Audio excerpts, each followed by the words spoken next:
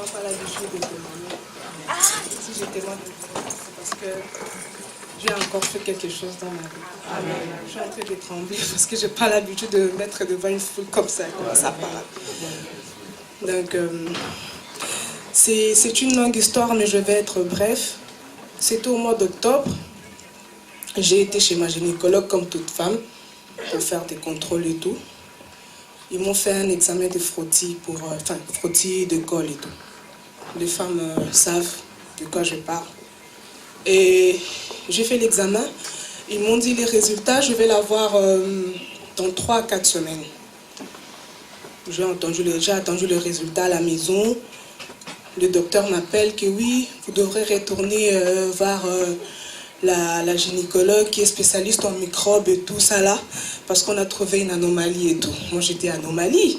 Oh oui, on a trouvé l'anomalie dans le col d'utérus. Il y a quelques microbes. Moi j'ai dit ok, ça va, je vais passer. Bon, moi je me disais que c'était rien de grave. Voilà. Et quand je suis partie voir la gynécologue qui était spécialiste en microbes, elle m'a expliqué, elle m'a montré même des choses, même je me disais mais l'utérus là c'est comme ça. Donc je ne savais même pas. Il me dit on va encore faire un autre examen approfondi et vous allez encore avoir les résultats dans 3 semaines. On m'a fait l'examen. L'examen là, ça me faisait... Enfin, quand on faisait l'examen, j'avais vraiment très mal. Je me disais mais c'est quoi cet examen en fait? Donc je ne comprenais rien. Et puis quand on a fini l'examen, la gynécologue m'explique que oui, il y a des microbes dans le col d'utérus et tout. Les examens qu'on a fait aujourd'hui, on va aller encore examiner les microbes qu'on a enlevés.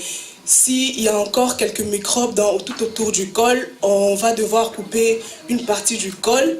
Moi j'ai dit couper une partie du col, mais si vous coupez une partie du col, l'enfant se tient, en fait, c'est le col qui tient l'enfant. Si vous coupez une partie du col, comment je vais concevoir en fait? Oh oui, soit vous n'allez plus concevoir. Moi j'ai dit, moi devenir stérile dans la vie, je suis encore jeune. J'étais abattue ce jour-là. Je suis rentrée, tellement que moi, des choses comme ça, j'attends même pas arriver à la maison, j'appelle directement au téléphone. J'ai appelé mon mari, j'ai commencé à lui expliquer. Il me disait, il n'y a rien. Amen. Moi, j'ai dit, moi, je viens de l'hôpital, on me dit qu'il y a quelque chose, toi, tu me dis qu'il n'y a rien. Toi, tu es le docteur. Oh non, il n'y a rien. Amen. Je suis rentrée à la maison, je lui ai expliqué et tout.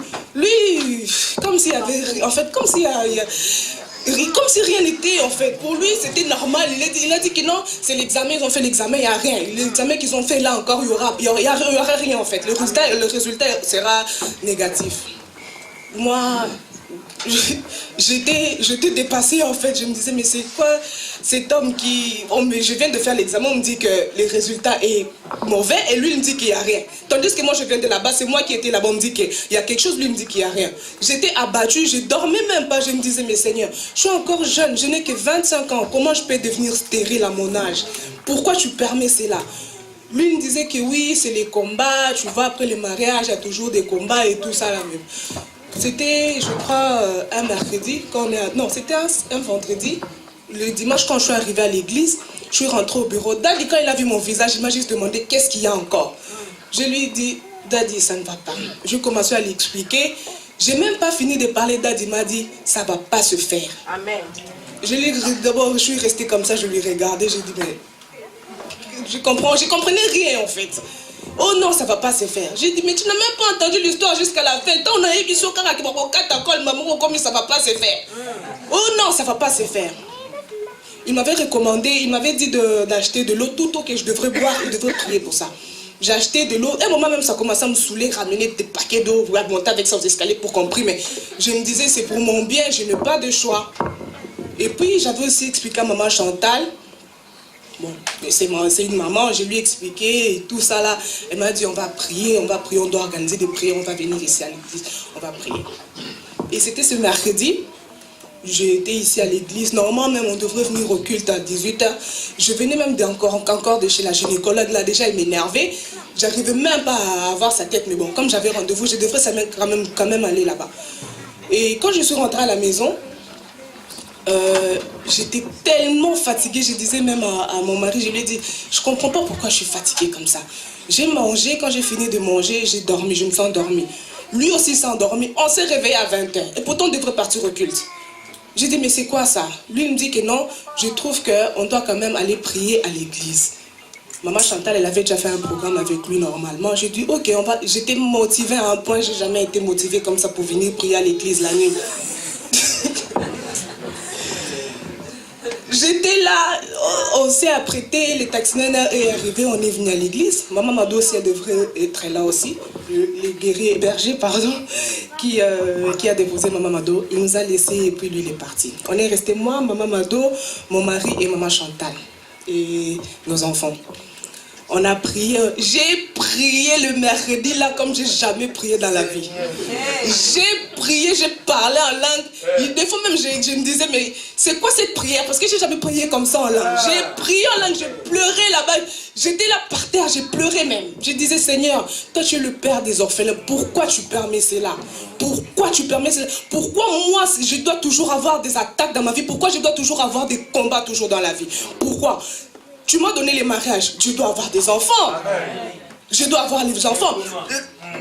L'enfant, c'est le fruit de l'amour. Mais moi, je suis mariée. Pourquoi être stérile dans les mariages? Pourquoi? J'ai eu des enfants hors mariage. Maintenant, dans les mariages, je vais devenir stérile. C'est quoi cette histoire? J'ai commencé à prier. On a commencé à prier. On a prié. On a prié. On a fini à 4 heures. Je suis rentrée à la maison. Le lendemain, on était même à la maison, on mangeait. Je ne sais même plus si on faisait quoi. Mon téléphone sonne. Je réponds, oh oui, c'est la gynécologue ici à l'hôpital Erasme et tout. Je dis, oui, je vous écoute. Oh non, moi j'ai dit, écoutez, si c'est pour me donner encore vos résultats, là, moi j'ai vraiment pas envie d'entendre ça. Vous m'avez dit dans 3 semaines là même, c'est même pas encore arrivé. Moi j'attends 3 semaines pour avoir. Oh non, c'est pas pour ça, je vous appelle pour vous dire que oui, on a fait l'examen, on a eu le résultat, on a trouvé qu'il y a encore quelques microbes, mais bon, c'est rien de grave. On va juste, je vais juste noter le rapport dans les dossiers, comme ça votre gynécologue va vous suivre et tout ça là, sinon il n'y a rien de grave. Moi je dis, ah ok, merci. Gloire à Jésus. Est-ce qu'on peut acclamer très très fort pour le roi des rois? Nous sommes à la montagne de la victoire, là où Dieu change le mal en bien. Jésus-Christ a changé le mal en bien. Sois béni, sois béni, sois béni. Mais ma banango awa. Oh, amen, comment? On appelle Sœur Valentin pendant qu'elle avance, on acclame très très fort pour le roi des rois. Satan, tu es... Shalom, peuple de Dieu. Shalom. Et bonne année encore. Merci. En fait, je viens témoigner suite au témoignage édifiant de l'apôtre dimanche passé. Je ne sais pas si tout le monde était là pour écouter ça. Lorsqu'il a témoigné sa rencontre avec Maman Gisèle, la manière dont il a expliqué qu'il avait des béquilles, et je me suis dit, waouh. Si Maman Gisèle n'avait pas l'esprit du discernement, de comprendre avec qui elle était, elle pouvait refuser parce que des béquilles, c'est vraiment... Allez, il faut le faire, quoi. Et suite à cela, je me suis dit, oui, moi aussi je vais témoigner parce que mon histoire, c'est plus ou moins la même chose, mais dans d'autres contextes. En fait, moi, en 2013, je rencontrais les pères de mes fils. Et je l'ai rencontré en boîte de nuit. Moi, j'étais 100% païenne. Lui, 50% chrétien et 50%... C'est vrai parce que c'est lui qui m'a montré Jésus, en fait. Et ensuite, lorsque je l'ai rencontré, vous savez, en boîte de nuit, on se connaît pas. On se voit seulement, voilà, on s'échange le numéro de téléphone, sans plus. Et alors, par la suite, quand j'ai commencé avec lui, moi à l'époque, en 2013, j'avais une société que j'avais expliquée, infirmière, qui marchait très bien. Et lui, sa société à lui, c'était vraiment en chute. Il avait tout perdu, il avait eu beaucoup de problèmes. Alors quand je me suis mise avec lui, tout le monde commençait à me dire « Mais non, comme tu es infirmière, il est avec toi juste pour profiter de toi. » Faut le laisser tomber, il est avec toi seulement pour tes biens, parce que tu es infirmière, tu roules, nanani, nanana. Ensuite, moi, j'ai pas écouté ça, mais je savais pas qu'en 2016, moi, j'allais me retrouver dans sa situation et que c'est lui qui allait m'aider. Vous voyez? Donc, pour 2019, bien aimé, tu peux avoir un mari qui ne travaille pas, toi tu travailles, ne dénigre pas l'autre par rapport à ce que tu as. Parce qu'on ne sait pas comment la vie peut tourner. Donc voilà, c'est ce que je voulais vous dire pour 2019. Que Dieu vous bénisse. Amen. Merci, Sœur Valentin. Que Dieu te bénisse aussi. Maman Rebecca, pendant qu'elle avance, nous acclamons très très fort pour le roi des rois.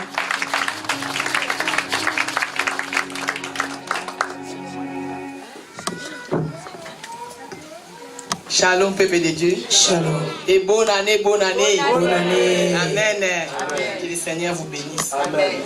Moi aussi, je voulais, vraiment, ma conscience a dit, mais 2018 est passé, tu dis rien. J'étais reproché. Franchement, l'esprit m'a dit, donc j'ai dit non, ça c'est l'ingratitude.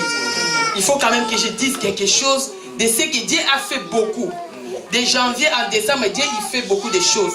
Mais il y avait quand même 3 points que l'esprit vraiment m'a mis à cœur, que je voulais témoigner ça. Et j'avais aussi un petit message pour l'église. En fait, bien aimé, moi je remercie le Seigneur pour 2018. Il y a 3 choses que Dieu a fait, et c'est là que je vais les dire. En 2018, en dehors de tous les bienfaits, on mange, on dort, il nous protège, il combat pour nous, en dehors de tout ça.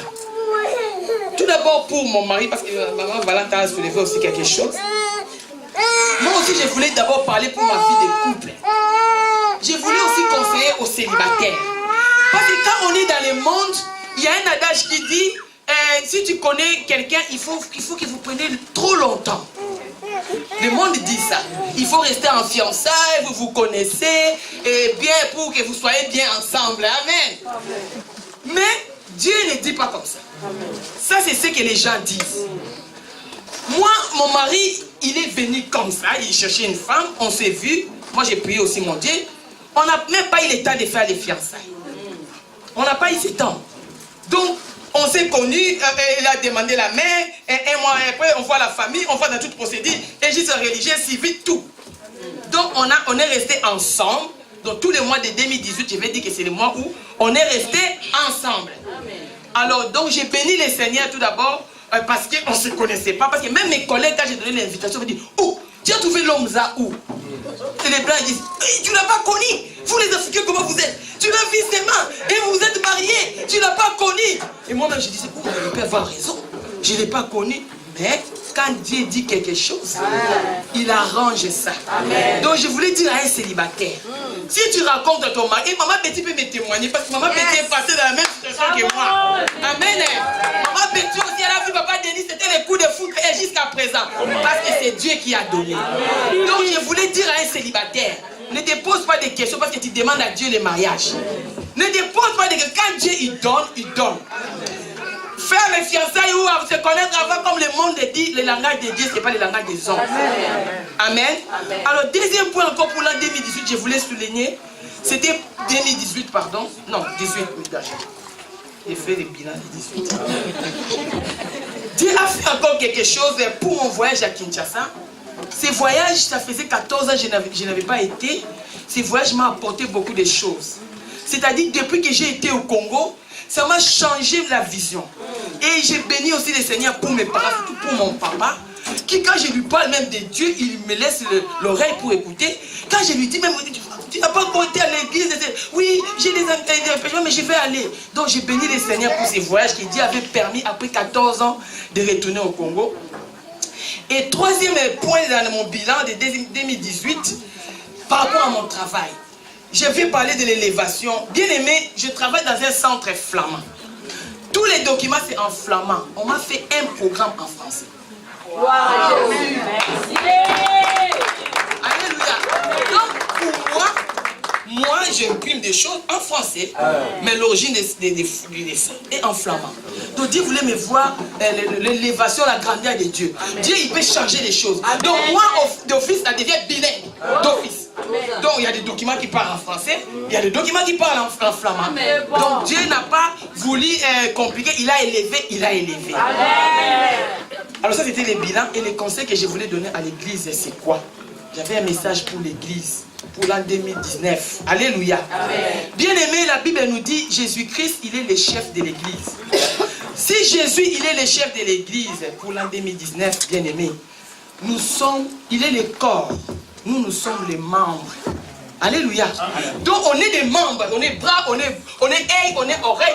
On est là tous ensemble pour ce corps-là de Christ, pour l'avancement de son œuvre. Je voulais vous dire, bien aimé, ça c'est le message pour toute l'église. Aimons Dieu de tout notre cœur, Alléluia. Jérémie 29, 13, il a dit, si vous me chercherez, vous me trouverez. Amen. Si vous me cherchez de tout votre cœur. Faites à l'Éternel tes délices, tu auras tout ce que ton cœur désire. Amen. Cherchons d'abord Dieu. Donnons d'abord l'importance à Dieu. Amen. Alléluia. Pour son œuvre, pour tout, dans nos pensées, aimons-lui de tout notre cœur, de toute notre pensée. Aimons ce Dieu-là. Et lui va accomplir nos besoins. Amen. Cherchez premièrement le royaume et la justice de Dieu. Et le reste vous sera donné. Ça, c'était le message de l'église. Corps du Christ. L'église Victoire Centre Chrétien, nous sommes les corps du Christ. Amen. Nous sommes unis. Ceux qui ont commencé il y a 5 ans, ceux qui ont commencé il y a 4 ans, ceux qui ont commencé il y a 3 ans, ceux qui ont commencé il y a 2 ans, ceux qui ont commencé il y a 1 an, nous sommes dans la maison de notre papa. Amen. Alléluia. Aimons-nous que l'œuvre de Dieu aille en avant. Travaillons dans l'amour, pas dans les sentiments, pas dans les favoritismes. Plaignons à Dieu. Faites de toutes choses pour la gloire de Dieu. Amen. Pas pour la gloire des hommes. On acclame très très fort. Gloire à Jésus. Sois béni, maman Rebecca. Merci, merci. Alléluia. La Bible nous dit, Jésus a dit, il y avait les ouvriers qui étaient venus le matin. Il y avait aussi les ouvriers qui étaient venus à la dernière. Amen. Mais la récompense a été donnée. Amen. Ceux qui ont commencé le matin, ceux qui ont commencé à midi et ceux qui ont commencé le soir, tous ils ont eu la récompense de la part de Dieu. Bien-aimés, les bien-aimés de Victoire Centre Chrétien, aimons Dieu. Amen. Aimons Dieu. Pour être bref, maman Mando, j'ai conclu. J'ai béni le Seigneur, mercredi, maman Gisèle, elle a parlé sur l'évangélisation. Nous devons évangéliser. La tsunami, la femme samaritaine est allée évangéliser. Nous devons évangéliser, nous devons parler de Jésus, nous devons porter la croix de Christ. Alléluia. Nous devons nous décharger de nos fardeaux. Donc j'invite aussi les mamans encore. Pour notre programme de samedi prochain, allons évangéliser. Amen. Tu as des contacts, tu as des amis, partagez, invite les autres, parlons de Jésus. Mettons Jésus en première position. Amen. Aussi pour son œuvre. Appelle Maman Véro pour le chant individuel. Sois béni, maman.